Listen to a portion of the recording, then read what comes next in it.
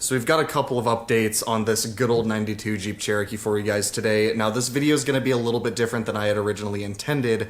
Actually, what I had originally intended to do was a video on every one of these topics, by itself, but because of time constraints, that's not going to happen. So we're just going to put them all in this one decent sized video on what we've actually been doing to this thing. Now before we get into what we've actually been doing to this Jeep in terms of work, I realized I never put up a video of what the sound system sounds like with the subwoofer and everything in there. So I'm going to go ahead and give you guys a listen to that.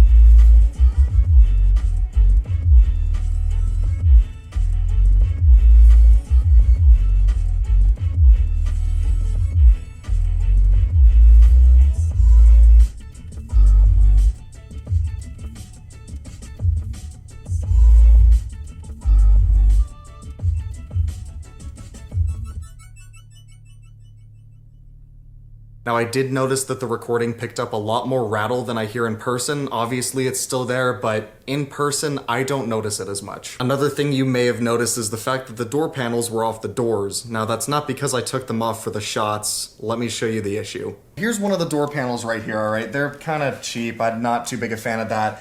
But as you can see, they've got the AccuSound by Jensen grills on them. And as you can see, they're cut out for 5¼ inch speakers. Now, as I had mentioned in the video where we actually installed the speakers in this thing, I had to do 6½s because the previous owner cut the freaking doors out to fit 6½s in there. And actually, if you look closely enough, you can see the ring where the surround from whatever speakers the guy had in here was hitting. It's this dark ring. It's more obvious on the other one, but you can still see it. Doing anything to prevent a speaker from moving freely is really bad for it. And that's why these panels are still off the door, because I'm gonna have to just cut this out to fit a 6½ inch driver and then buy Alpine's freaking way too expensive grills to put over the speakers. In last Friday's video, I had mentioned before we got into the disaster that was the exhaust on the 4Runner, that we had had issues with the power steering pump in this. So if you look in here now, it's all well and good. Look at that. We got this brand new pump right here. We got this nice serpentine belt that's not all chewed up and it doesn't squeak anymore. Power steering works great. But here's what happened. All right, a couple weeks ago, I went out to one of my friends' houses to look at their sprinkler system, and the 4Runner at the time had a bad wheel bearing. So I decided, you know what, let's just take the Jeep, have some fun.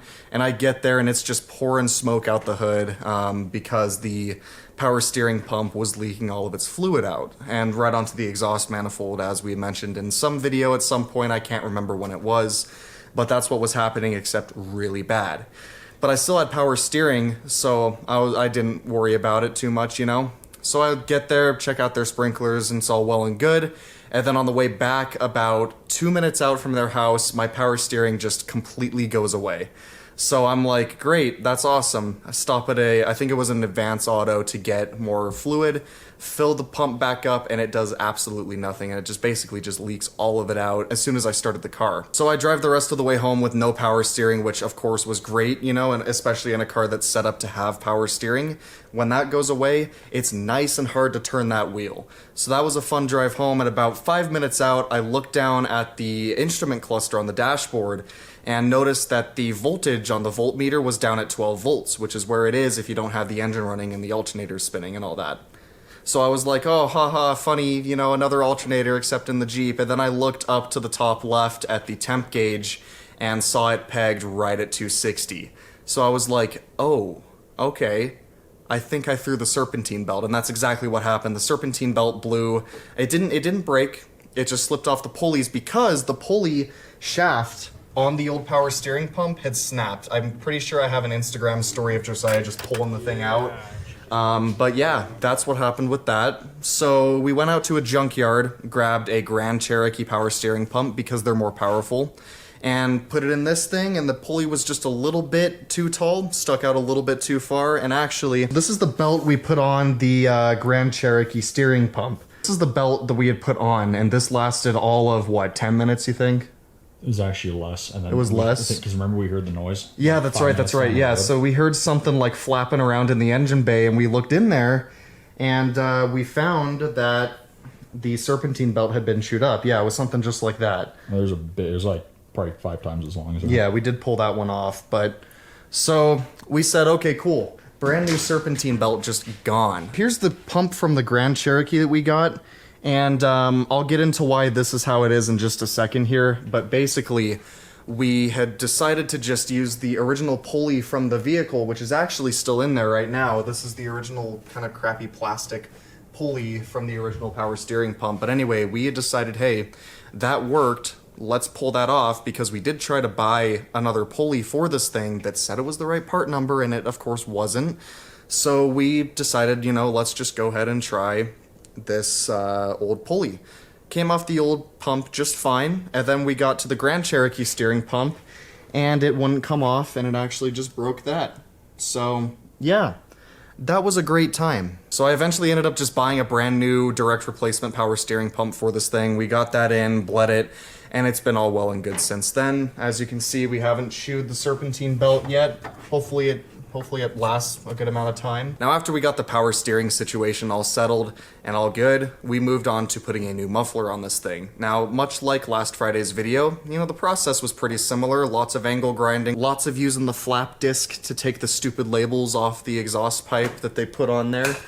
But we got all that sorted out. I didn't put a Super 44 on this. It's basically a Flowmaster Super 10 knockoff. Now, I had originally intended to put a knockoff Super 44 on the 4Runner as well. That's pretty funny. But the issue with that was I couldn't find any with the offset that I needed. The 4Runner's a weird exhaust system. It's got the same offset on each side of the muffler. On this one, the inlet is in the middle and the output is off to the side.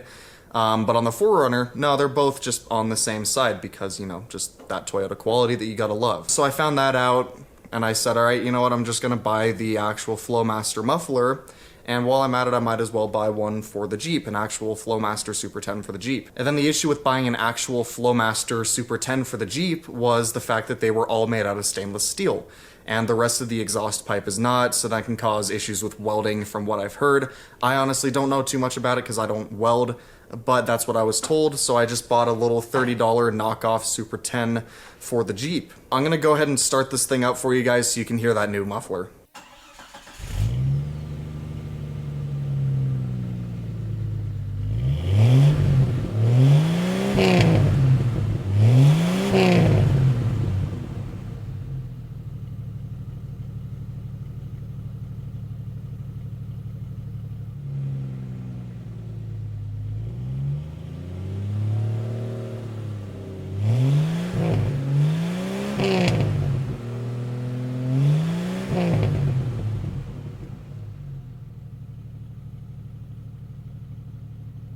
So anyway, guys, that is going to be it for this quick update video on the Jeep Cherokee. Hold up. I forgot something. Now, when I first bought this thing, the hatch strut on this side was broken off, but check out what we did. Yeah, buddy.